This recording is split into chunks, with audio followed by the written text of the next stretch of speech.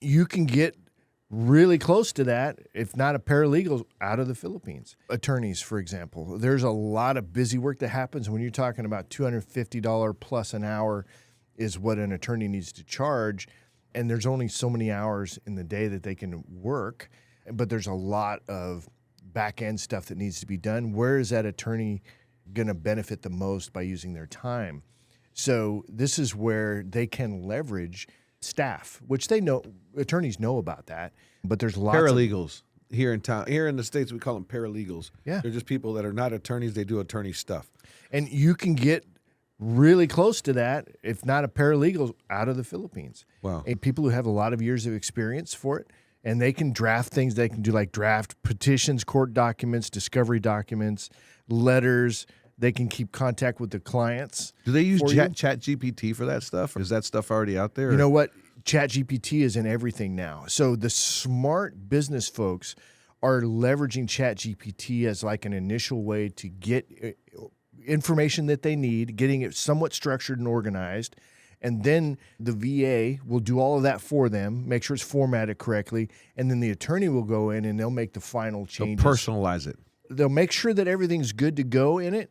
And then they'll make any adjustments that they need to make, and then they can send it out from there. So it cuts that attorney time down tremendous. I guess they don't have to speak perfect English to do the stuff that We always go for the highest English speaking and comprehension that we can get within that field, right? So the market will fluctuate in what's available, what people are looking for jobs, and of course that affects price and stuff like that. But we're looking for somebody that the attorney can communicate extremely well with. The VA will have a good comprehension of the English language with respect to the legal world, so they can move quickly through this stuff, right? We want to move fast and efficiently and still be at a high level. in the United States, the way it is, when you hire somebody, you're attached to them at the hip for a while, or else you're dealing with unemployment costs and all kinds of other things. And attorneys know the law, right? I guess this is a great fit for them for that too, right? It allows them to get in and out quickly, to make adjustments, to pivot. If you have a bad employee, because you can think you're hiring great, but it doesn't turn out so great, or a major event happens in your employee's life that changes their working conditions, their availability and whatnot, which can be a nightmare, health issues and all that kind of stuff.